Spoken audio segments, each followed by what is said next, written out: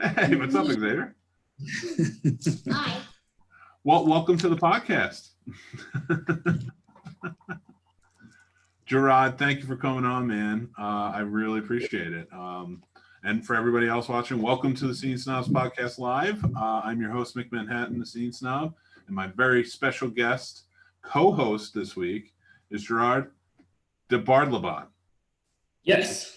I finally got it right. I always messed up the first time, and then I would get it the second time because I knew how to say it, but I would say it too fast. If it makes you feel better, only like 3 people in my entire life have ever said it correctly on the first try. I said it yesterday before I did the morning show. I was announcing you were going to be on the show, and I said it and I messed it up 4 times because I kept going too fast. And then I was just like, "It's Debardlabon. I know it. I know how to say it. I just can't. I don't know why. It's my Jersey accent. It just gets in the way." But I am so happy to have you on, man. We talk about movies.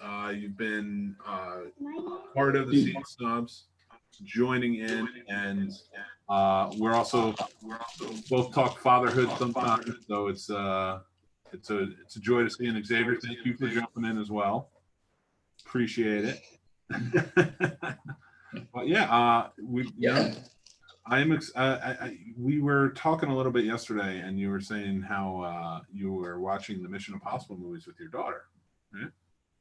Yeah, so I don't remember how I got her involved in that series. We're going back through all of them, really. So I think I got bored because I have been trying to like zone out from the noise of the media.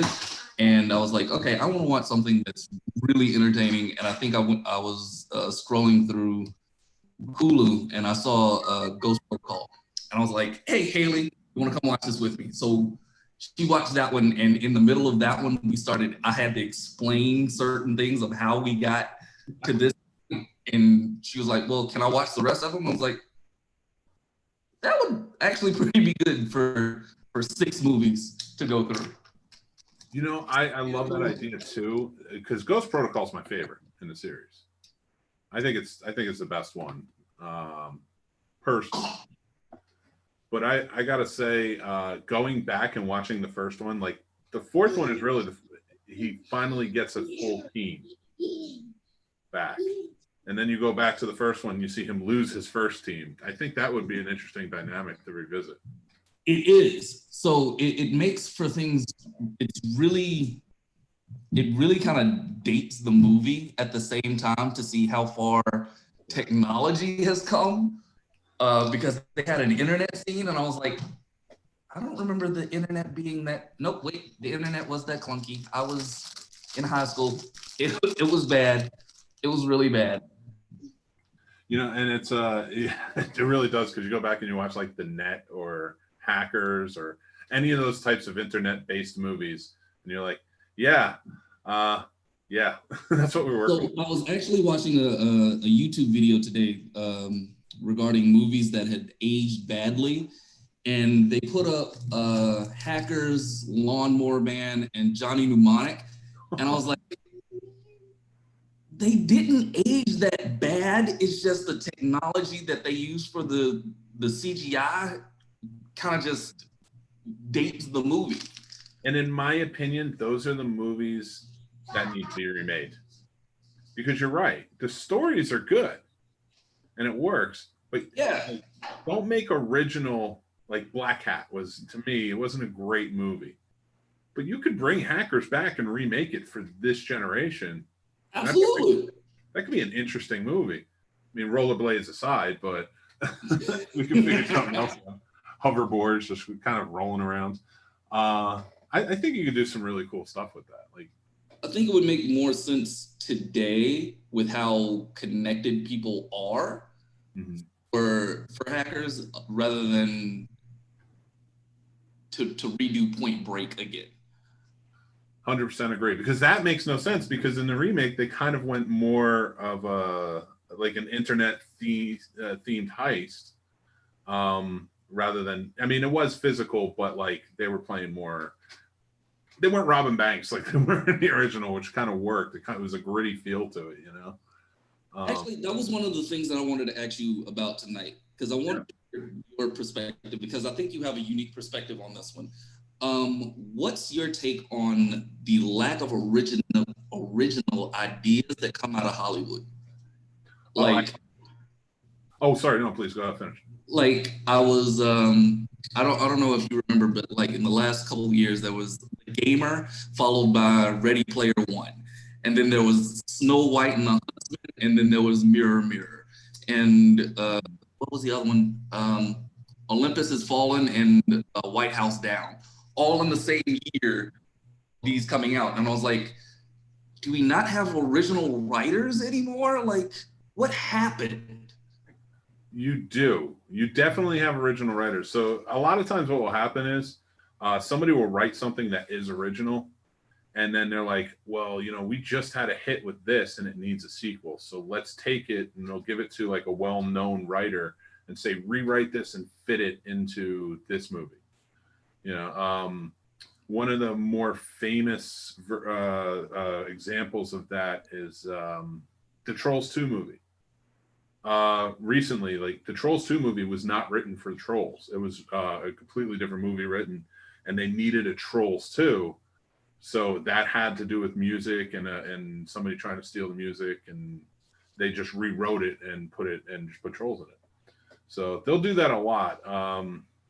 I'd say the most famous, in my opinion, you remember Chinatown with Jack Nicholson? Yeah. And then he did the sequel, The Two Jakes. That's actually a trilogy. The books are a trilogy. And there's a third one that deals with the transportation system and the trolley services, having kind of feuding with like the busing service and things like that. And they were supposed to make that. They wrote a script for it. And it was rejected after The Two Jakes didn't do well. And then they went and they remade it. They rewrote it into another script, Who Framed Roger Rabbit. Oh. Yeah. So it's that's kind of cool. So it's cool. Yeah, I mean it works. Like sometimes, and then that was a really original story too, which worked. They add in the tunes in and things like that. So sometimes Cool World.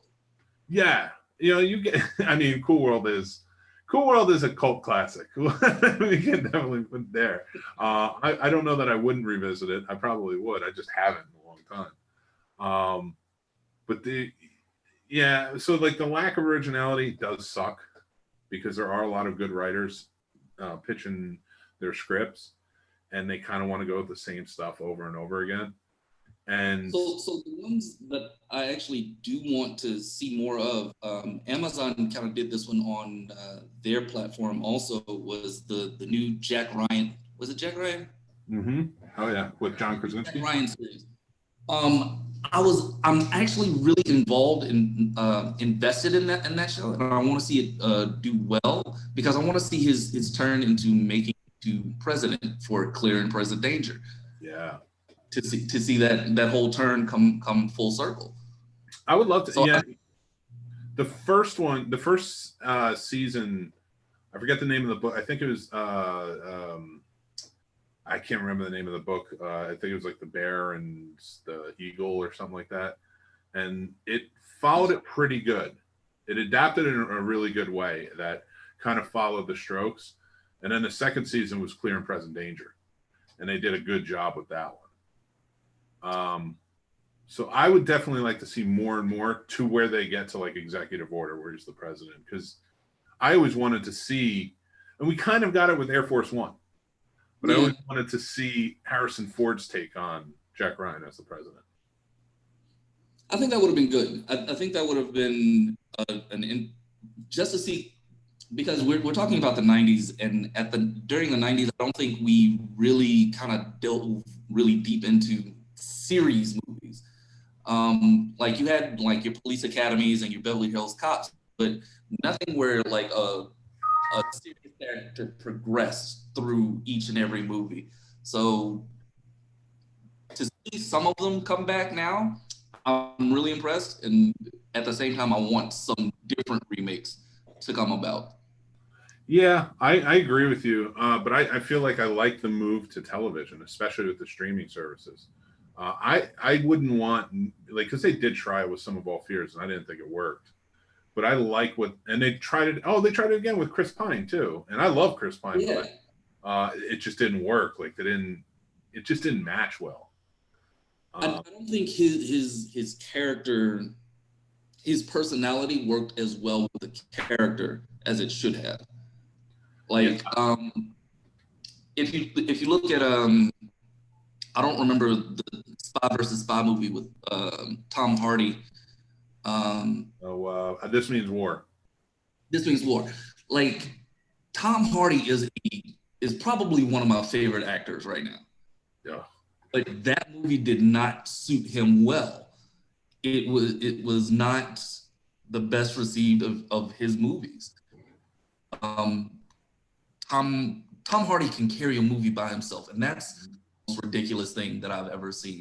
If you ever get a chance, watch Locke. Oh my God, yeah, such a great movie. And I never thought of a premise of just a one man sitting in a car, talking to himself or on the phone, trying to handle everything in the world in this 2-hour drive. And that's a great, that's a great example too that you brought, bringing up Locke, of like an original screenplay that you can do independently, and they did, and it was perfect. Hey Xavier, you're not allowed to watch Locke. This Means War, maybe.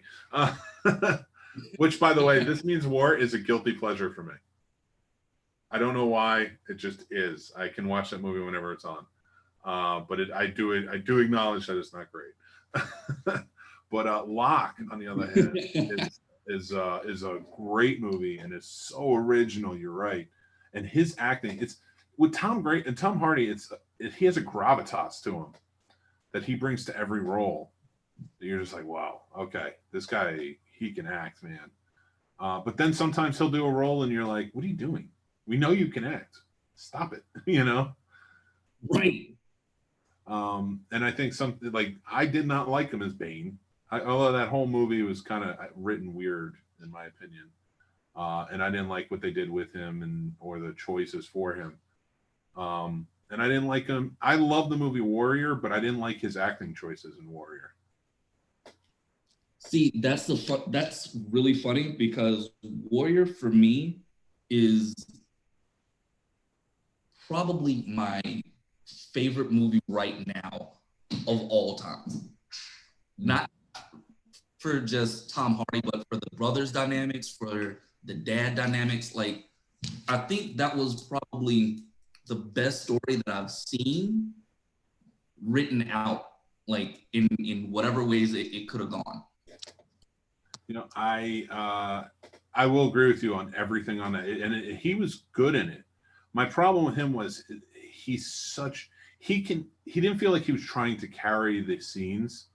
It felt like he was giving it up to all the other actors around him. Like, he was just very quiet, very how he was handling things. And I feel like they put him in there to be more muscle, whereas if you let him go, his charm, and they did it with Lawless too. I feel like they just wanted him to play the tough guy.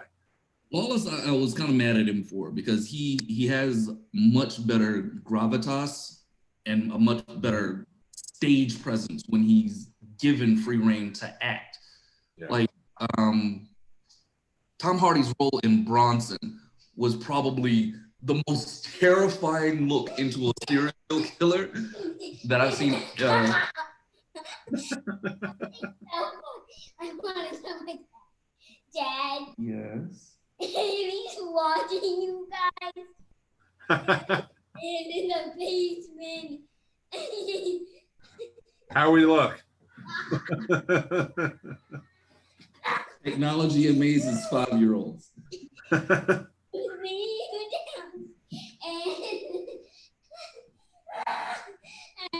Okay. It's just too funny for to tell my dad the whole thing. Okay, I love you. But it's probably the most terrifying journey into the mind of a serial killer I've seen since I watched Gacy. Yes. And those were, remember they did a series of those of serial killers? It was like Gacy, and I think they did, what was his name? The one that was, he was eating people, the cannibal. John Dahmer, or Jeremy Renner played Oh, Dahmer. yeah. They did Dahmer a couple times though. Yeah, No. My Best Friend Dahmer was a good one too. That was based on a graphic novel. Yeah. And the guy who the other character in my Best Friend Dahmer was the guy who wrote the graphic novel. Oh, Well, the guy who was based on. He wrote the graphic novel because he knew Dahmer and he just wanted to tell the story of what it was like in high school. It's such a weird look too, you know, like, and that's such a great idea to do it as a graphic novel as well. And it was a good movie. The kid who was like whew, terrifying. But I do, going back to Tom Hardy though, Tom Hardy does have a gravitas that just Legend comes to mind when I think. Have you ever seen Legend where he plays the twins? yes. That's actually probably one of his better ones. Between Legends, what's the movie where he was the Revenant? Is it the Revenant? Yeah, where DiCaprio was he killed DiCaprio's son in that movie. Yeah, the Revenant, and he did one other one. Oh, Peaky Blinders. His character in Peaky Blinders, the Irishman. If you ever I haven't watched Peaky Blinder. On Netflix, Peaky Blinders is probably something that I would recommend to everyone at least once for seasons 1 and 2. Okay, I will definitely watch it. I it's been on my radar because I like was it Cillian Murphy? And yes, he's a star that I know. I didn't know Tom Hardy was on it. Yeah, he comes in as the Irish. I think it's the Irish in the second half of season 1 and definitely season 2. So talking on Tom Hardy though, and talking about all these amazing roles, I want to get your opinion. How do you think he did as Mad Max? How do I think he did? And that has to be compared to his, Mel Gibson's role in the original. Looking at it from a holistic view, I don't think that Tom Hardy's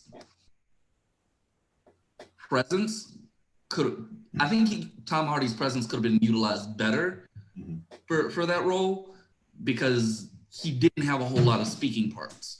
Yeah. And even though he because I just watched Capone and I saw him like emote through most of that movie. My big truck. Very nice. So he emoted through most of that movie with grunts and grumbles, but it really didn't carry through on how he was handling Mad Max. So yeah. I think everybody in Mad Max, I think the characters around him carried the movie a lot further than Tom Hardy's role as Max actually did. Like, he could have done so much more with just the scenes he was given. It just didn't visually stunning, but it wasn't Tom Hardy's best work. Yeah, I feel like if you go back and you watch the Mel Gibson, like the first one aside, because the first one is like really where we get to know the character of Max, and that's when he goes mad. But like Road Warrior, I think is a good judge on like who Max is, and Max is as ruthless as he needs to be. He'll help if he has to. He doesn't want to, but he will help if it suits him. But he's more of a bargainer. He can talk the talk and have some bit of charm, I felt, but he didn't in that movie. There was no charm. Like, there was nothing that connected you to Max. You got connected to everybody else, but it wasn't like a Mad Max movie. It was a Furiosa movie. Yeah, and I wouldn't mind that. I guess it's a good idea because I think his next one is a Furiosa movie, but it's a prequel because they're getting a new star to play her, which boggles my mind because Charlize Theron was amazing in that role. And you could probably just keep going on with her. But Max, he just seemed like kind of like just a side character in his side character. in a movie called Mad Max. Like, yeah, it's just crazy to me. But yeah, how do you feel about, like, well, let me start here. What's like some of your favorite action movies of all time? Favorite action movies of all time. My daughter asked me this one earlier, and I was struggling a little bit. So we're going to start with Mortal Kombat 1997. Yeah, The original, the first one. Fast and the Furious. 1, 2, and you can 4. say all of them. We know. Gone in 60 Seconds. Good one. Good choice. And action movies that I do not get tired of watching. I think those are my go-tos. Gone in 60 Seconds is far and away. I can watch that one a million times over and never get bored. I don't know. Those are good choices. So you like cars and you like martial arts, which is nothing wrong with that. Yes. And how do you not add a Jean-Claude Van Damme movie in there, man? Hey, buddy. Okay about that. You cannot keep running in and out. You have to choose one, either be in this conversation or be downstairs. You can't keep choosing both. Okay? Just watch downstairs, okay? Oh, I get it all the time, man. Trying to do 5 live shows a week, that my 3-year-old wants to run in all the time. Yeah, just fun stuff. You were saying about Fast and Furious. I'm sorry. Well, I was saying that like you seem to like cars and martial arts. Yes. Which absolutely nothing wrong with that. And I called you out on not saying any Jean-Claude Van Damme movies. I mean, come on, man. So bad. Is a hit or miss for me. Like, I get tired of his accent at times. Like, when I was watching Hard Target, so upset at his fake Cajun accent that I'm like, okay, that's another Jean-Claude. But then I go back to Bloodsport and I'm happy as a piece of art. I don't know what else to do with those. So hit or miss sometimes for me. I just rewatched Bloodsport, and there's meowing in every fight. Every 8 seconds, a cat meows. I am not kidding you. I just watched that like 2 months ago, and now I have to go back and watch it again. Just watch the fight scenes. Every fight scene, you will hear meowing. And I thought it was crazy. I thought I was like, maybe there's a cat in my garage or something. And I kept like pausing it. And then I'd start up. And then they would get to a scene that's not a fighting scene and nothing. You don't hear a thing. And then it comes back up on the next fight scene. And then I looked online and it's an actual thing.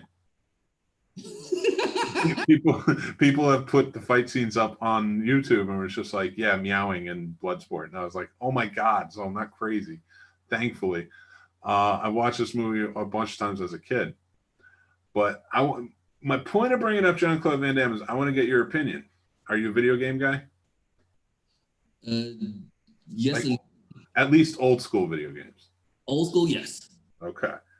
So Mortal Kombat being one of your most appreciated or favorite action movies. How does it compare to Street Fighter for you? Ooh. You really wanted me to just crap all over one movie. I do so much. Yes. Street Fighter, the Van Damme movie was so terrible on so many levels. Like, it is painful to watch because it's so cheesy. It's not even amusing anymore. Yeah. Like, there's a point where it's so good, it's so bad it's good. But then there's a point where it's so bad it's good that it turns bad again. That's fair. That is a very fair assessment.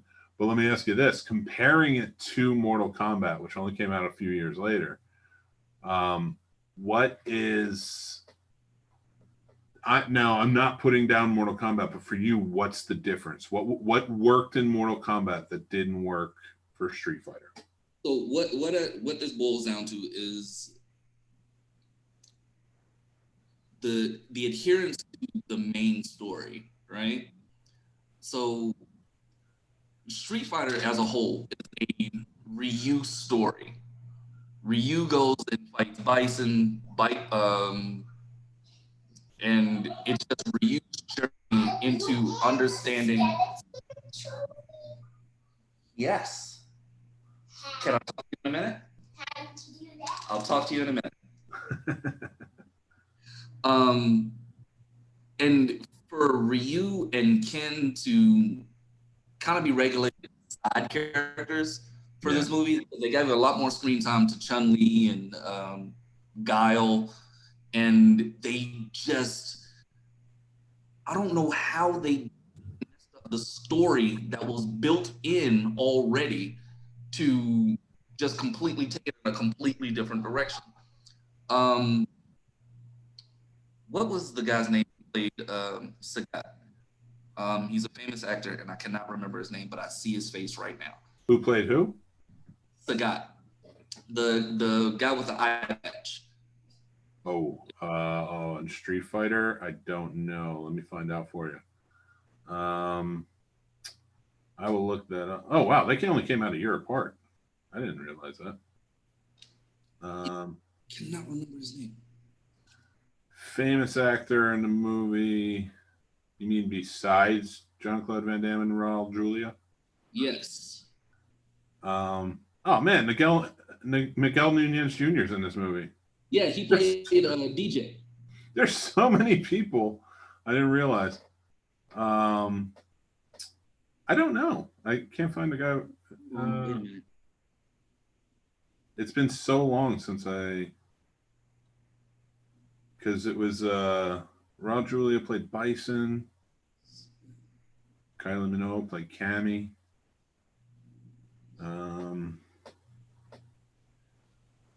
I don't know why it's not. It's Wes Studi. Wes Studi. Okay, let me look him up. Wes Studi. Oh, okay. Oh, wow. Yeah. I mean, this dude's in everything. Yeah, like, and Sagat is supposed to be next to Bison, the next super small boss. And he does nothing in the entire movie. So you took a sub boss and made him like not even a main character. Like it was just. Well, he's such a strong actor too, because you watch like in Heat and things like that. Like this dude's in so much stuff. Exactly. So you took like this really strong actor, made him a sub character, and then took the sub character and made him even weaker. Yeah. That's where things just got aggravating for me, where you take these storylines and you completely change them to highlight the main billing on the story. Mm-hmm. Like personally, I would have been much happier to see Van Damme in Mortal Kombat like he should have been, because that's who the character of Johnny Cage is supposed to be in the first place. Yeah. I mean, he gets that move, the split to the punch to the groin from Bloodsport. That's a great point. So what do you think, if you're looking at Mortal Kombat and you're looking at Street Fighter, and I'm not defending Street Fighter over Mortal Kombat anyway. My feelings are how they made them. Because if you go back and you look at it, the biggest star in Mortal Kombat at the time was probably Christopher Lambert, whose star was kind of falling at the time. True. So, and then you go over and you look at Street Fighter, which came out a year before, and it has Jean-Claude Van Damme was arguably still a big star at the time. He was still putting out mainstream movies. I think Hard Target only came out like a year before that. True. Yep. Then you had like Wes Studi, and then you had Raul Julia playing Bison, which again, a huge actor at the time, like an acclaimed actor at the time.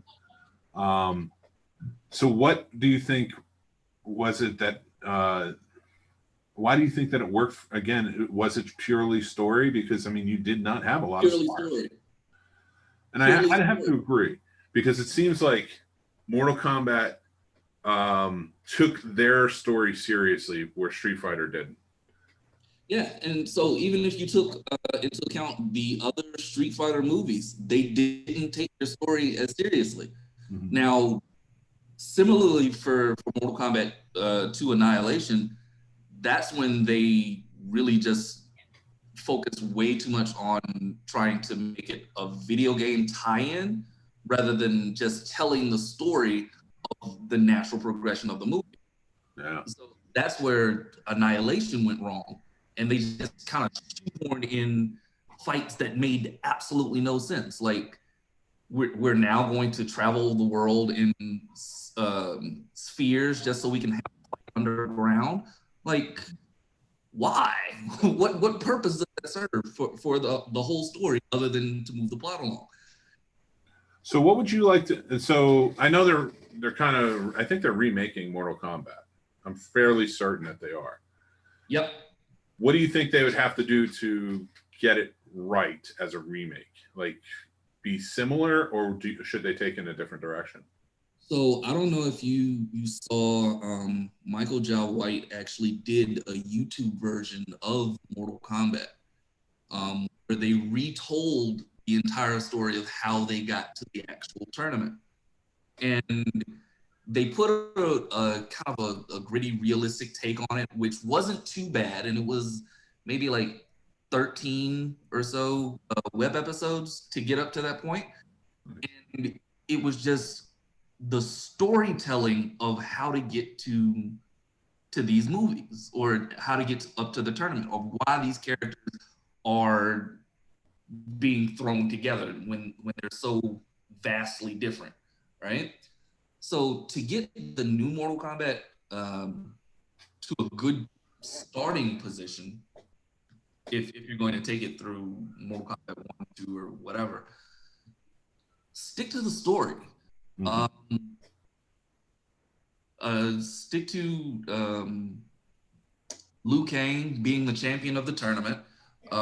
Update your graphics just slightly, but you don't really need a whole lot to reboot the movie.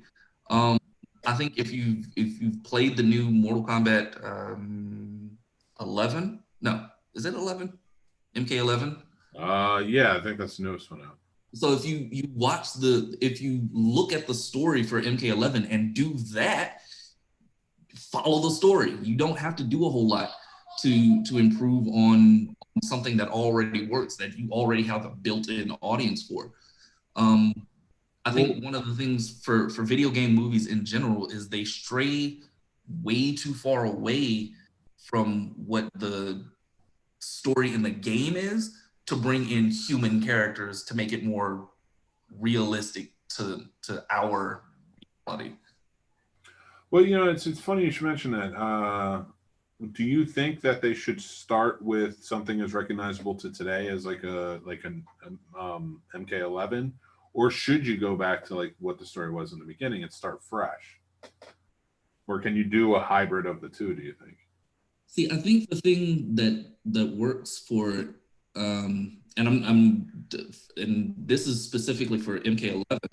MK11 has now brought in time travel, so they can go back and forth through both scenarios and do the original storyline and the new storyline at the exact same time, so long as you have the writers to do it correctly.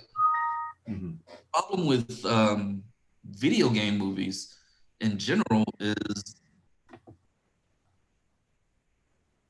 going back to the original source material. Sometimes the characters are outdated. Like, you look at Lara Croft, and the original Lara Croft was halter top and high shorts, right? Yeah.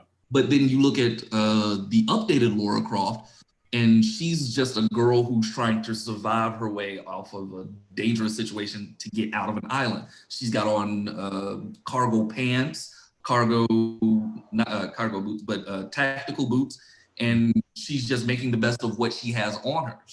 It's not like she went into this situation trying to get out. Yeah, she wasn't a super adventurer. Yeah, that makes sense. And I like when they do get more gritty with it. So like I agree. Like probably stick more towards whatever is working in this generation right now. Now to go along with that, like to that point, then I want to ask you a question. How do you feel about the recasting of Storm for the new X-Men movies? I don't. All right. I mean, Halle Berry's always Storm, in my opinion. Okay. She was great, but I can't remember the actress's name, but the young woman who played her in the younger version, in the last movies. Yep. Yeah, she was fantastic too, and she was more realistic to Storm. Yes. To who Storm was. I think she would work better if they brought her in. Especially if you connect it with Black Panther, which they should, because that's an important storyline. So the theory on the internet is they're recasting her with Beyonce to do Beyonce as Storm. And yeah, I understand Beyonce has a huge following, but Storm is for the comic book community is not just a pretty face and a strong voice. She's a really powerful character that you need like a really strong actress to kind of carry her through some of her journey with T'Challa. She's going to be queen, not like a background mistress. Yeah. Well, I also think too, taking it away from just the storylines of the movie, but just thinking about pure acting, like nothing against Beyonce, she's a great singer, but yeah, you're right. She's not a strong actress. And she would be and if they team her up with Chadwick Boseman to put that storyline together, he's arguably one of the best actors today, if not ever. Every role he's in, like he encompasses, and he's the best actor in Marvel right now. Well, you look at like the characters who were in Black Panther with him, like I mean, Angela Bassett, Forrest Whitaker. I know Forrest Whitaker died in the first one, but like the actors he was surrounded by were big name, strong actors and actresses. So you can't necessarily put somebody who has to be carried through that movie in with that kind of acting talent. Oh, 100%. I mean, Black Panther is, I mean, Lupita Nyong'o is, again, arguably probably the best actress. After I saw Us and what she could do with two different characters, yeah, I can't think of any other actor right now that could pull that off. And she pulled that off through months and months of training. Think about another actor who's going to pull that off. And in a Marvel universe, the reason I say Chadwick is probably, now I'm just taking mostly Avengers. He's probably out of the entire universe, but think about all of the actors in the Avengers. Like, I like Chris Evans. I like Robert Downey Jr. Robert Downey Jr. is basically playing Robert Downey Jr. Yes. That's Tony Stark. Chris Evans is basically playing good boy Chris Evans in the movie. You know, so remember, Chris Evans also played Johnny Storm. That's true. The exact same kind of gravitas, except he didn't have as many serious scenes to kind of lean on. I like that they're trading off and they're going with Sam Wilson and following the true storyline. I did not want Bucky doing it, even though I know he was for a short period, but that was a terrible storyline after Captain America died. I did not want them to follow it. When Iron Man asked Bucky to become Captain America for a short period of time. I vaguely remember that storyline. Exactly. That's how in and out it was. Nobody liked it. Everybody was like, Winter Soldier can't be. He takes over. It made sense for Sam Wilson. That was his sidekick since the 70s, basically. Yeah. So who else is going to take up the mantle? His sidekick from the 40s. So in his short shorts. So but going back to original, like when you look at different roles that they play. And every time I look at acting and who gets picked for a role, Benedict Cumberbatch is probably the only other one I'd say is probably up there as like one of the best actors in Marvel. And I didn't like him as much as Stephen Strange, but I do like his acting. He did a series, Sherlock Holmes, and I thought his acting was absolutely phenomenal for that role. The best Sherlock, in my opinion, hands down. Yeah, he did. That's such a great show. I'm glad you brought that up, because he does show a lot of range in that too. But when you get to when you're thinking about it, and is that your daughter? No, that's my son trying to bounce a basketball. That's awesome. But when you think about it, like again, going back to talking about like introducing Storm, like you need somebody who can play off of who will be her husband, Chadwick Boseman. Like, I mean, exactly. This dude, every role he takes, he is in that role. Did you see 21 Bridges? Yes, I did. Great. Now, okay, the movie was good. Wasn't great. But he was great in it. He carried that from beginning to end. Yes. Impeccably. And that's what I mean. Like, that's the type of caliber of acting that you're looking at. And essentially, he and Captain Marvel are going to lead the Avengers going forward. So, I don't know. I think they should keep the same actress. I think she did a fine job. Do you see that I'm still on the phone? I just want to know how you did it. He's nice. Love you, bye. Love you, bye. I have Daydream House said Alexandria Shipp. And I don't know. The actress who played Storm, Alexandria. Oh, yeah. But she also pulled off the accent really well. Exactly. Like, I loved her as Storm because she didn't try to oversell. She played a younger version of Storm, which made her kind of grow into the role a lot more, which made me connect with her a lot. Yeah.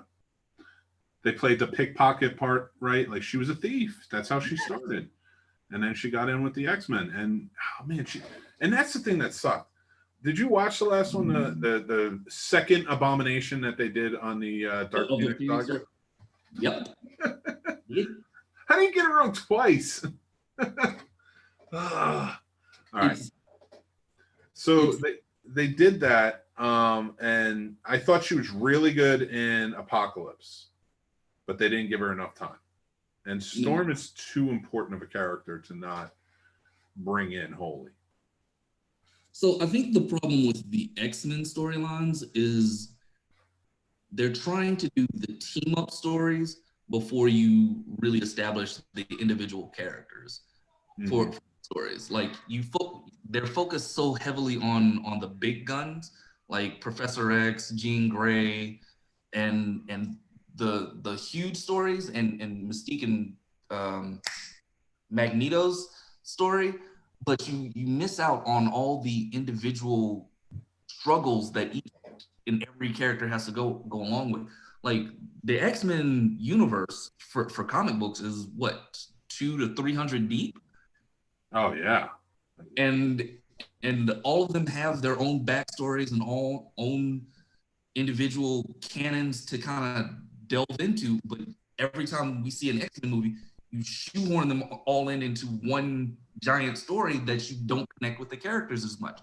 Yeah. Which is why I loved when they kind of gave Hugh Jackman his own Wolverine's kind of series. And it made you connect a lot more and want to learn a lot more about Wolverine as a whole, or James Howlett as a whole, right? X-Men Origins Wolverine wasn't the best, but I feel that the second outing when he went to Japan was a much better story. 100% great. A lot of people didn't like the Wolverine, and I really liked it. I thought it was a good job. They got a little more vicious with it, which was that whole storyline. Yep. And then they hit a home run with Logan. Logan Yes. is perfect. I just Oh. Okay. Hey, in fairness, that's Dad's tablet, not mine.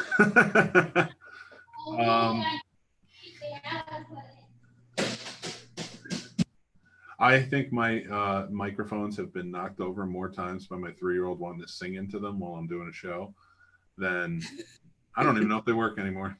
But no, I agree with you on them shoehorning everything in, and they've been trying that for so long. But if you go back to the original X-Men, now was it perfect? No. But for the year 2000, it was a good ensemble piece. Yes. And there wasn't too much focus on any one character. I think because none of them were really stars besides Halle Berry at the time and Patrick Stewart. True. So you got I think that was really what worked with the ensemble piece. And that's why I like Halle Berry, is because she took a character, and at least through those 3 movies, where the first 2 were good and the third one was abysmal, she remained consistent, except for her accent. Her accent was terrible. Because she tried in the first one, and then it was broken in the second one, and she just completely abandoned it in the third one, which I don't blame her. But she's not my favorite Storm, but I respect her being the first Storm. Had never seen Storm before, except for in the comic books and the cartoon. And in the cartoon, Storm was like one of the most important characters. Oh, absolutely. And they didn't do that well. Hands down phenomenal, just in developing her character, and also like dealing with her own version of claustrophobia. Like Storm is a claustrophobic. She cannot stand being in closed spaces, which is why she flies so much. Yeah. Oh, and they really did. Now that I'm thinking about some of the storylines from that cartoon too, and they did really handle that well. She can't be locked away, and that comes from a childhood of being locked away. Yeah. It's so, God, they dealt with such great themes in that show.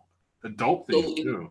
So even if you take the themes from that show and apply them to today's actresses, you need somebody really strong to kind of handle all of the emotional baggage that she'll have to deal with as a character. Mm-hmm. Like being inside a throne room on a regular basis and having people judge you with like the walls closing in sometimes. I could write that out in a book right now. Do it. Always do it. Anytime somebody says I could write that, I always say do it. Don't hesitate, just might as well do it. Even if it goes nowhere, at least you wrote it out and it's an idea out there. And they could use it in the comic books, you never know. But that's a great idea. And another thing I really would like to see if they did it is her coming into the kingdom of Wakanda. And she's a mutant. So she's dealing with all of the prejudices that go with being a mutant. And now she has to essentially come in as an outsider into this country and be their queen. Exactly. That's such a, no offense to Beyonce, again, very talented performer. You can't pull that. You can't, she's not an actress. You can't put that on her to pull that off. No. But I bet you the girl from Alexandra Shipp, I bet you she could. Because she was in The Endless, and I was looking it up, and I was like, The Endless is a good movie. She's in a lot of good movies. And I didn't... She was the young girl in the new Shaft movie, too, and that was a funny one. Oh, yeah. I like that one. Oh, my God, dude. I want them to make more. As long as you have Richard Roundtree here, you should be making as many of those as you can. I didn't realize like Samuel L. Jackson was that much taller than Richard Roundtree. Samuel L. Jackson is weirdly tall too. Like he's like sometimes he's just shorter than everybody, and then like boom, he walks in and he's taller than like everybody in the room. Because I was like when I saw like because I watched the new Shaft, and then I went back and like looked at like vignettes of the old Shaft, and I was like, Richard Roundtree is kind of huge. Like, how did he shrink that much? He didn't. No, Just that's all. they shot that really well. Because he's that heroic character and they shot him perfectly. You are ready to shoot me today, huh? You can take all types of stuff. But I do like the bow. You have failed this city. You got to say that. Get the Green Arrow line going. He hasn't seen that one yet. I don't blame you. Stick with the first 2 seasons. That's it. He's not as comic book versed as I would like him to be. Well, you know what? I'm kind of going through the same thing with my boys. As a comic fan, where do you introduce them? Where would you want them to start? DC or Marvel? Where would you start? How do you introduce your kids to it? So I am a DC fan. I have so much invested in DC. It's not even funny. I've probably got over 300 to 400 comics downstairs in my office, and not including graphic novels. The PlayStation. So I introduced them first to Robin, Tim Drake, and so when they see Dick Grayson and Damian Wayne on TV, they're like, "Well, what happened to Tim? Where's the?" Well, baby, then you have to go back to Jason Todd. Who's Jason Todd? That's a great idea. Start them off with the third Robin and just grab them. Because, yeah, by the time you're like, oh, he's the third Robin. Like, what? You know, and Jason Todd is such a short-lived, you know? And then you get them back into the Young Justice, the TV show, which is phenomenal. And then you go into Teen Titans, not Teen Titans Go, because if you mention Teen Titans Go around me, we just might fight.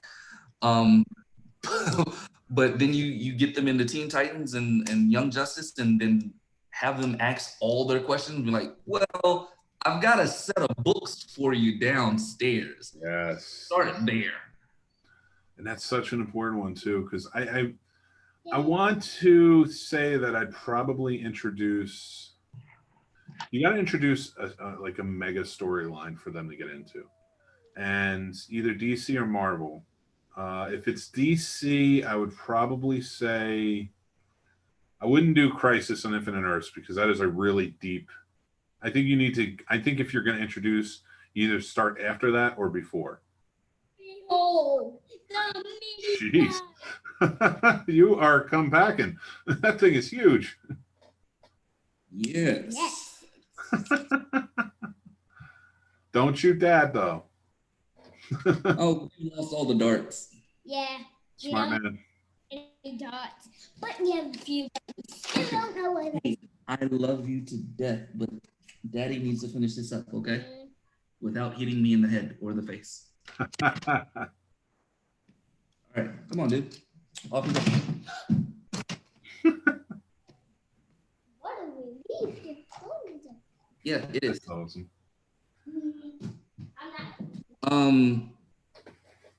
So I'm a little torn. Like, I would probably start somewhere with Batman too. I like the idea of starting with Robin. So, truth be told, my favorite character is Nightwing. So I kind of went the other way around it. Dear Jesus, boy, I get it. You're online. I get it. Back downstairs. You do not have to show off everything tonight. All right. I promise I will have your dad back on the show. Especially if we're going to talk comics. No more. No more. No more. No more. I got it. No more.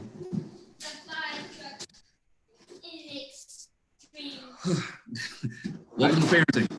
Well, yeah, I know. I do like the idea of like what you were saying, though. And Daydream House has commented and said that they started their oldest off through Teen Titans and then followed their own path. And then read and watched Marvel when I was a teen. So I would say, you know what? I would start him Spider-Man. I think I'm going to start him Spider-Man. Pre-symbiote era. Get him starting out. I don't want to go all the way back, but maybe early Todd McFarlane before the symbiote shows up, and then kind of get him in there. I think that would be a. So I was thinking of going that route because I wanted to split both kids up and have them go in different directions. I wanted my daughter to go with DC and my son to go with Marvel.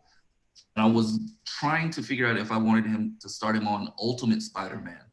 That way, it's a much shorter story and it gets him up to speed faster. Then he can go back and read the classics. And my favorite superhero is...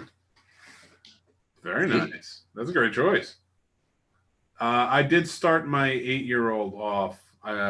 He picked it out himself, and I was very happy with the choice. And the reason being is because it opens him up to the world of Spider-Man. But it was the anthology series of the Miles Morales. And so that way he gets the introduction. Then he can go and watch Spider-Man Into the Spider-Verse. And then it's like, the Spider-Verse is so huge. It opens you up not just to all these different Spider-Men, but it opens you up to the whole world of Marvel. Like, you're going to meet so many characters. I want to know Venom. The Rogues Gallery of Spider-Man alone, the only one that rivals, I would say, is Batman and DC. Just as Gallery? Huh? Or Rogues Gallery? Yeah. Like, just how big and immense it is, and how much you have to deal with. Like, Spider-Man's Rogues Gallery, the only one that rivals it, in my opinion, is Batman. Not in them fighting, but the fact that they have to deal with so many villains in such a way. Married different villains? Yeah, I got you. I see. That's an interesting, and it's such an interesting dynamic to see how each plays. Like, Batman is vicious, whereas Spider-Man is just trying to do the right thing. He's more the Boy Scout.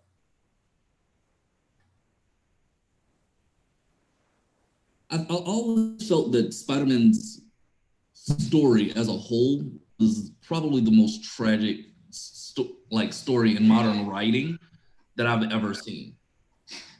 Because all of his rogues are personal. It's never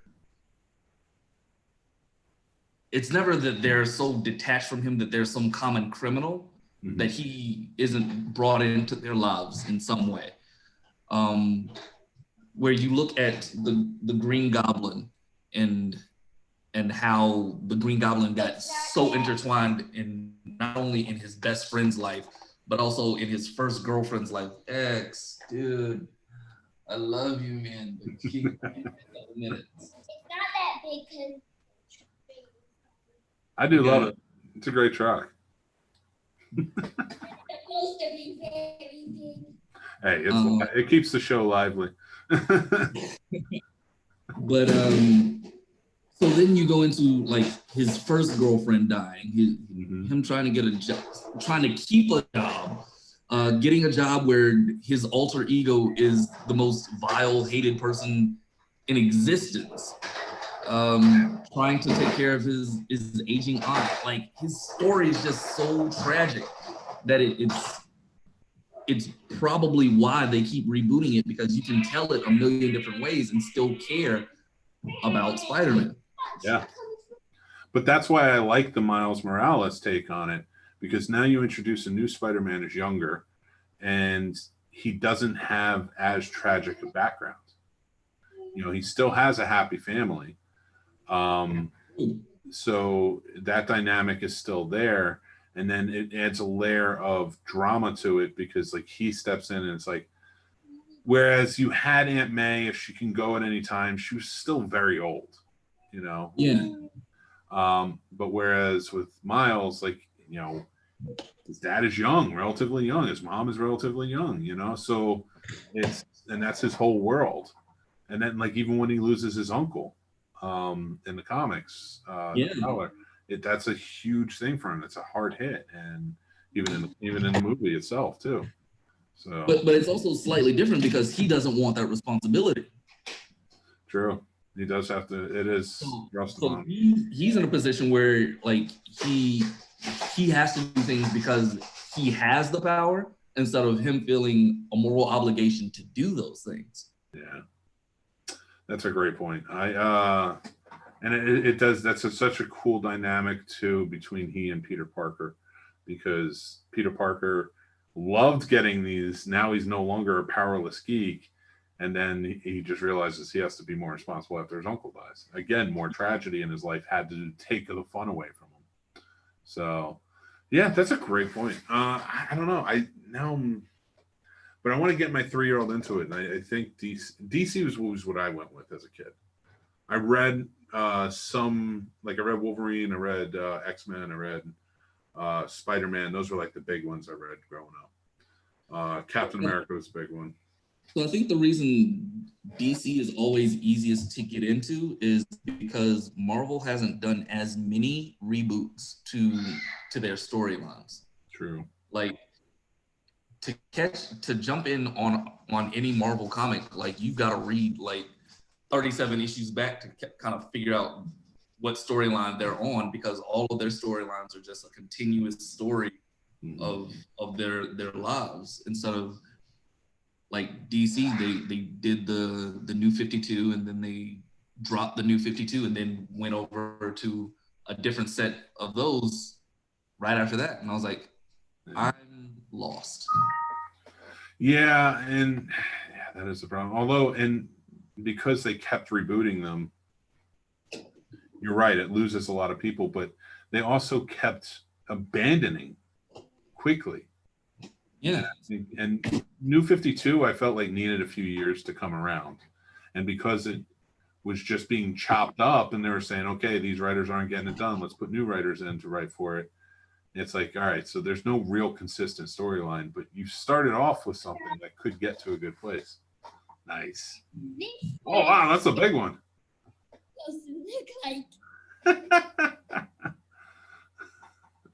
That is fantastic. I love it.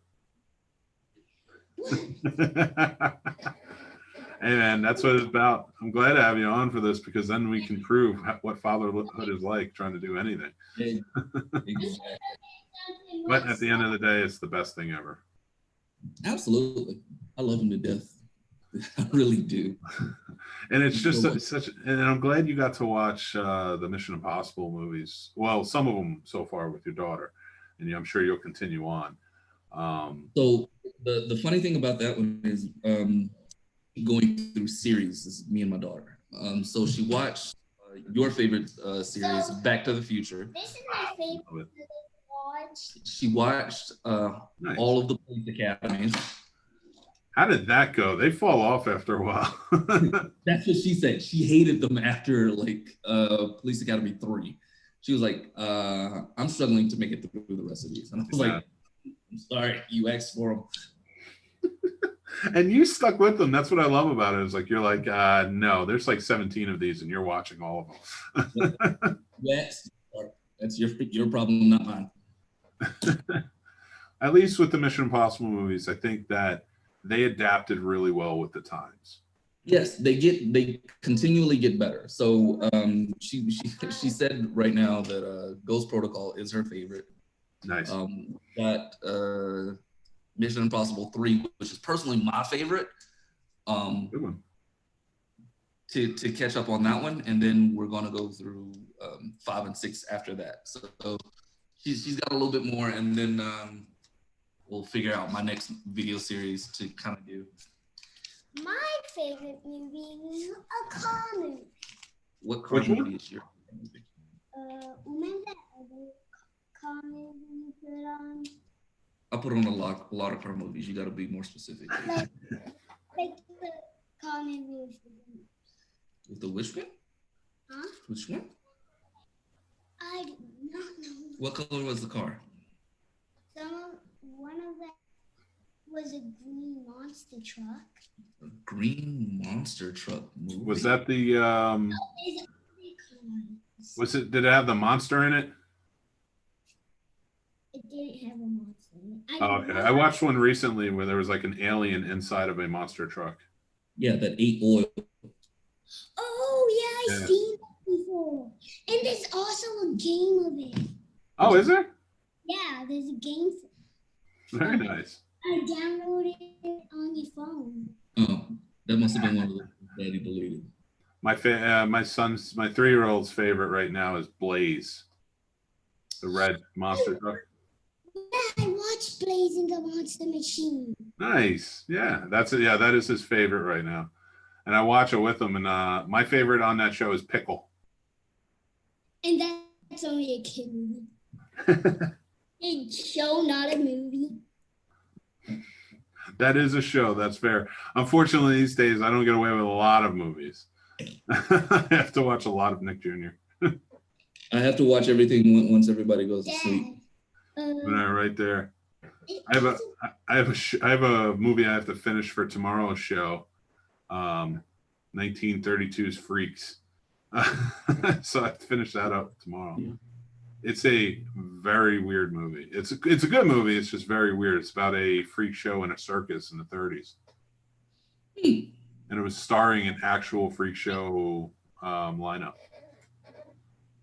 So, which kind of brings me to a question for you. Sure. What do you think the weirdest movie you've ever seen is? Weirdest. That's a good question. Because I could tell you like one of the hardest watches I've ever seen, but I don't know that it would necessarily mean it's the weirdest. That's such a great question. I don't know off the top of my head. I'll think on that, but I will say one that I've watched that I'll never go back to is a horror movie called Cannibal Holocaust. Say that one more time. It was a horror movie called Cannibal Holocaust. It was a mockumentary. Yeah, it was banned in America for like 40 years. It was filmed in the 70s. I watched it in high school. A buddy of mine got it from out of the country on VHS. Ooh. And he had it sent to him, and he brought it over and we watched it. And I was like, I'm glad I got to see it because it's been banned, but I'll never watch this movie again. I was like, that's how disturbing it was. But weirdest, that's such a good question. I don't know. I don't even have the weirdest. So the weirdest for me that Yeah. I've had to watch all the way through, well, I didn't have to watch it all the way through, but I wanted to, was Brazil. Oh, yeah. And the only way that I could make it through that movie was understanding that his dream world was the real world and the real world was what he was dreaming about. Other than that, I could not make sense of it. It is a very strange movie. And so many people put that up as like on this pedestal of like, it's a great movie because it was Terry Gilliam, but in reality, it's not a great movie. It's really well shot and a beautiful movie, but yeah, it's not a great movie by any means. Daydream House says, I just watched Vivarium. I've heard that's a very weird movie. Those strange type of locked in type movies, those always get me. I've been looking for some, like recently, ones that you kind of can't put down or turn off, but it's just so strange that you don't know what else to look at. Let me get your opinion. I've been asking this question a lot, and I really want to know what you think. What are your top 5 remote drop movies? If it's on TV, doesn't matter where, you're dropping the remote and you're watching it. Bloodsport. Good one. With all the meowing? Yep. Doesn't matter. Top 3. Drop the remote. Doesn't matter. Bloodsport. Mortal Kombat. And probably Beverly Hills Cop 2. That's my favorite one. Hands down. That's my favorite one. And have you ever seen the 48 Hours movies? Absolutely. Number 2 is my favorite. Did we watch Beverly Hills Cop? I watched it recently. No, you didn't want to sit through it. You ran off to other places to watch other movies. Because you don't sit with me and watch movies. Because you don't like live action. Can you go throw that away, whatever that is that's in your mouth? That's kind of gross. That's a great choice. Beverly Hills Cop 2. Yeah, you know what? That's a remote dropper for me too. If that's on, I gotta watch it. First one too, because the first one is just perfect. But yeah, no, that second one is just fantastic. I think you need to be a little bit older, but I'll definitely watch it again. I'll definitely watch it again. Yep. So, speaking of rewatches, have you ever seen Red? Red? Yes. Was that the one with Bruce Willis? Yes. And what is a... What was your take on that movie? It was fine. I didn't love it. It's like I've kind of tired on Bruce Willis, if I'm being honest. Okay. I like his early stuff, but the more we go on and the more I see him in, I'm kind of like, I just don't care, man. Like you have like a weird attitude where you don't even really act anymore. You're just Bruce Willis and everything. And Red, everybody around him seemed like they were having a really good time, but he was just kind of doing the movie. Okay. I felt that way for Death Wish and which I have not watched yet. And Die Hard with a Vengeance. What is a fire truck from this movie? Oh yeah, Lightning McQueen from Cars. It's a great movie. Those are all three great movies. What is a fire truck from the movie Lightning McQueen? Is that one of your favorites? Is Lightning McQueen one of your favorite movies? Yes. Yeah. So what is your favorite movie then? I think. Besides Boss Baby. My favorite movie is the one I was talking about right now. Do not know when I said it. The one with the green monster truck. Yeah. I'm gonna find that one out for you. Yeah. Mm-hmm. Wait. If you put it on the TV, I can show.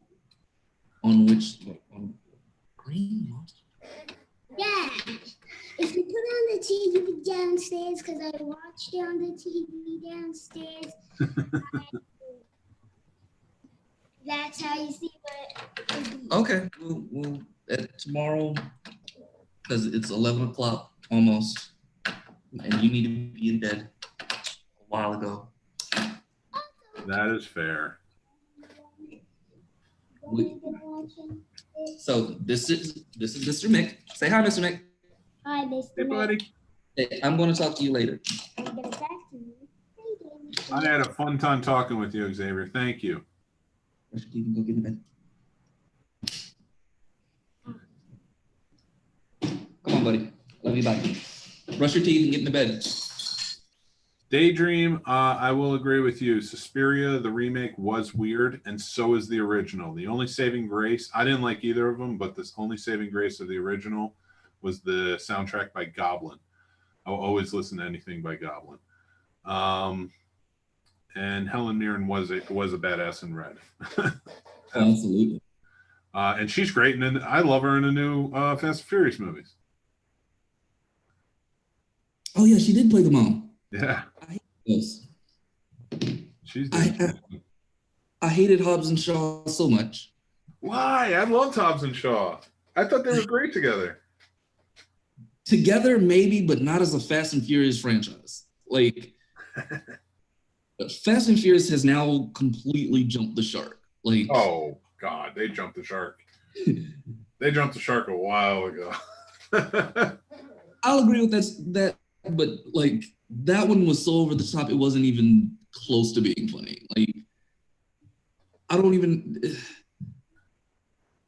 So explain to me the physics behind this one, where you're riding on the back of a truck and you're being chased by a helicopter, and you hold the helicopter to the truck by a chain with your bare hand. Explain that to me. I've done that before. It just takes a little willpower. Can I explain it? No. All right. Here's how I'll explain it. If The Rock was in any other movie that isn't a superhero movie, and he did that, it wouldn't be believable. In Jumanji, even also, like, he's a superhero in Jumanji, and I still wouldn't believe that he could do that. But Hobbs, 100%, because of every movie, I believe he can do that. And I believe Jason Statham can do it in those movies. I believe that Vin Diesel can do it in those movies. Paul Walker, if he was still alive, could not do it, but he could jump over buildings. That's for sure. Yes. I will say Hobbs and Shaw, for me, when I went into it, I was like, this is going to be Hobbs and Shaw. And I have to think of it that way, or I'm going to hate it. It's like going into any Transformers movie. Yeah, they're not good. But if you want to watch two giant robots just fighting each other, yeah, you get what you want. You get what you need. And if I can enjoy Rampage for what it is, I can enjoy Hobbs and Shaw a lot, because at least it gives me those two characters in the Fast and Furious universe, not making a lick of sense in anything, but it has Roman Reigns in there, and it's a few other people, so it's like, I'm in, whatever, let's do this. I would take that right. Any Fast and Furious movie, when I saw the trailer for the new one and it showed up that John Cena is playing Vin Diesel's brother, I was like, yeah, that's believable. 100%. I was like, there's no way I don't believe that this is true, because it's Fast and Furious. It's the only reason I believe this works. Of course, there's no mention of a brother in 9 movies. For 9 movies, no. But yeah, and we met them when they were still kids. And it's going to end, and they're going to make up, and he is going to be the next partner Paul Walker type. Exactly. And there's no way it can't work. Like, they tried to do it with Clint Eastwood's kid. And I am a firm believer that you should never get rid of any. I don't care if The Rock hates Vin Diesel. I don't care what happens off camera. Pay these people enough money so you just keep adding, never subtracting. We lost Paul Walker because he passed away, but if he was alive, he'd still be in these movies. You can never know. You just have to add all the time. Clint Eastwood's kid better be in there. But you got to bring back Lucas Black. Yeah, dude, I'm all for everybody coming back, and I want this to be, by the time we get to Fast and Furious like 15, they have the only person they could fight is Thanos' army. The only person we could. That's the only way acceptable thing that I will. Charlize Theron even joins them after a while. She's like, "Oh no, Thanos is way worse than me," and she joins up with the family, because it's not a team; they're family.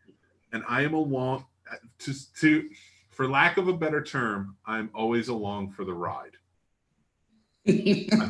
Watch it through. I sat down. I watched all of those movies with Tommy, my 8-year-old, and he was just like, I'm in. He's like, I'm in. Fast cars and just violence. And okay, I get it. Those movies are written by 2 12-year-olds in a treehouse. Every single one. That's it. I don't believe anything else. They're just written by 2 12-year-olds. Oh, and this time, The Rock will grab a nuclear warhead on ice, and he'll throw it at the bad guys. And that's just how it is. They're superheroes now. You either have... You can no longer go back to the first movie and say, these are the same people. Somewhere along the way, a meteor that had magic powers had to have come down and bestowed magic powers on all of them. Meteor Man. Which, by the way, I talked about last week on our Cult Classic show as one of the best superhero cult classic movies of all time. Ooh. Question. We talked about The Crow. Was one Okay. thing. It's all ones that aren't like big superheroes. Like they're pretty much made up for movies or they're graphic novels that are lesser known. They came out and like they became cult classic movies. So I watched my favorite cult classic superhero movie that is not mainstream, that very few people know about, called Condor Man, made by Disney in the 1970s. It's more of a spa movie than a superhero movie, but it is so cheesy. It is amazing. That I've never heard of it. I'm gonna have to look for it. Condor Man, 1970. I don't remember what the final year, but I watched it recently, and it is as cheesy and hokey as I remember, and I absolutely loved it. And I kept calling my kids to come back because they had a scene where this old jalopy truck transforms into the supercar with a rocket in the back, and they have to outrun other bad guys. I was like, this is wonderful for no reason. And in the 70s too, you did have Wonder Woman. Well, actually, there was kind of a resurgence in the 70s of superhero TV shows, I guess. So that works. So I'm definitely gonna check out Condor Man. That's so crazy. You know what? Condor Man needs to be in Fast and Furious 10. I can see it. We just need to make a list of everybody who needs to be added from across Just time. everybody. Because there's the only people they couldn't fight is the Avengers. They beat them. They have to do a team up. No, they would beat the Avengers. I wholeheartedly believe that you cannot destroy anybody on the Fast and Furious family. Nobody is going to win in that scenario. Like, nobody on the Avengers is going to win. And you have magical powers. You have the power of gods. But Vin Diesel's going to look at Thor and just be like, I'm Dominic Toretto. Family. I don't have friends. I have family.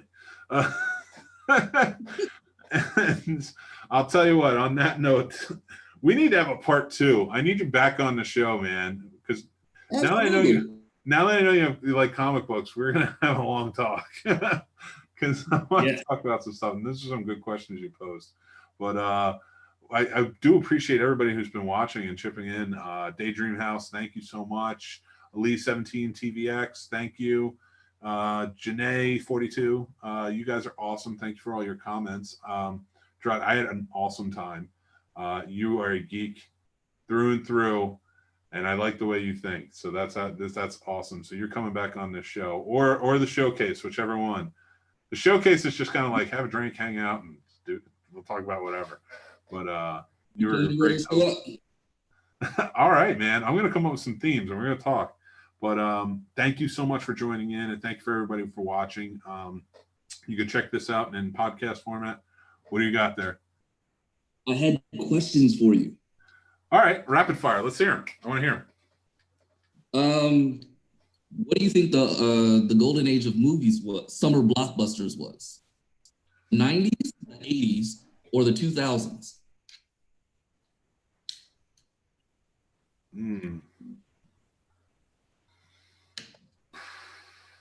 The golden age, I'm going to say the 70s. I'm going to say 75, which starts with Jaws and goes to 85. Okay. Because you have Ghostbusters in 84, and that's just huge.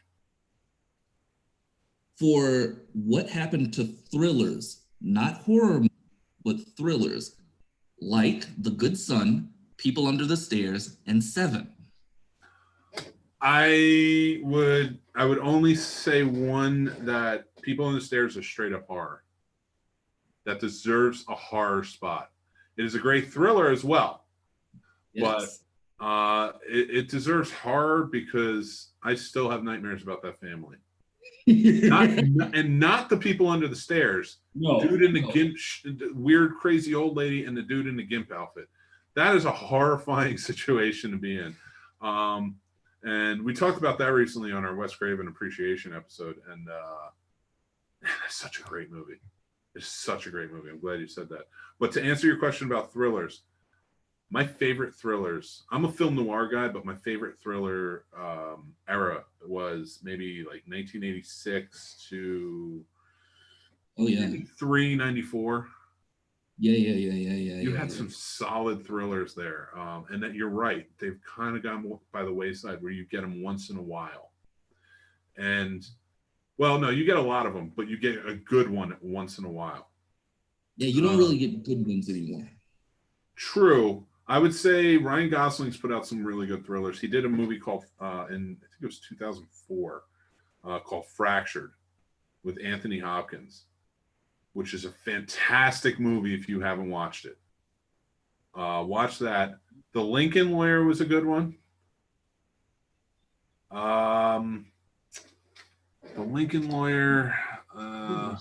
If you want to go thrillers, like a lot of people call it genre bending or sci-fi, but I would say it's a thriller foremost is Inception. Really? Yeah, I would put that in. If you took out everything sci-fi-esque about it, it's a thriller. It's a heist movie, but it's more of a thriller. Okay. So, like, you do get some. There's another one. You ever see Drive with Ryan Gosling? I love Drive. Great soundtrack too. It's terrifying, but I love Drive. It is, and it's such a good thriller too, because just how it all plays out. So like you do get some, they're hidden gems now. Whereas like in that time frame, I would even say like up until a certain point, you got a bunch of thrillers a year. Back in the day. But now, yeah, they're very, like you may get a lot, but a lot of people don't know how to make a thriller. That's the problem. Right. And then you get those hidden gems every once in a while. That really work. So my favorite era for thrillers is, which I think most of your movies that you asked me about fit in that era. Good Son is in that era. People on the Stairs in that era. What was the third one? 7. Oh, 7 definitely works. 7's probably the best thriller of all time. Yes. There's no arguing against that. It just is. It was just perfect. Not my favorite, though. No, I think The Good Son is probably my favorite thriller of all time. You want to watch a really like crazy thriller movie that's kind of lesser known? I don't know if you've seen it. Is Pacific Heights with Michael Keaton, Matthew Modine, and Melanie Griffith? Sounds like I watched it. Sounds like something my mom watched. Check it out if you haven't seen it, or revisit it if you haven't seen it in a while. I just watched it last November. Matthew Modine was here at the Alamo Drafthouse, and he was like, they're playing like 9 or 10 of his movies, and like that was one we went to go see. And funny story about that, real quick. I was sitting there with Mary, and we're getting ready to watch it. She's never seen it before, and I'm on the aisle seat. And Matthew Modine walks in, and he's standing there, and I'm like, well, we're just waiting. I'm going to talk to Matthew Modine. I don't care. So I was like, I was like, what question can I ask him that he'll be engaged and we'll sit and talk? And so I was like, who is your favorite Batman to work with? And he goes, I've only worked with one. I was like, no, I mean, you worked with Michael Keaton. He goes, yeah, one. And I was like, you were in The Dark Knight Rises. He goes, oh my God, I was. He was like, I didn't even think about that. I was like, yeah. And that kind of got the ball rolling. And he was sitting in the row in the aisle next to me. And we were just BSing about his movies and stuff like that. He was a pretty funny dude. But Pacific Heights is a really good one if you haven't checked it out. Okay. These are great questions, man. You ask better questions than I do. I might have you take over the show. Because it is 11:04, I will save my next 2 questions for next time I come on, or I'll come up with questions. Well, let me know what works for you. You can always come on. I think next week I have another guest host, but I'm happy to have you on, man. It was a great time. Like I said, let me know when to come back. I enjoyed it. Appreciate your time. And thank you, the kids, for me. It was a pleasure to meet them. They were fantastic. Absolutely. And everybody, this has been such a fun show. Thank you for joining in and listening. You can catch this on podcast format, or of course here on the YouTube channel. Please hit subscribe and like the video. It helps us with monetization. Jarrod, you're coming back on the show. That's all I can say. So we will have him back on very soon. So thanks again, everybody, and I will talk to you soon.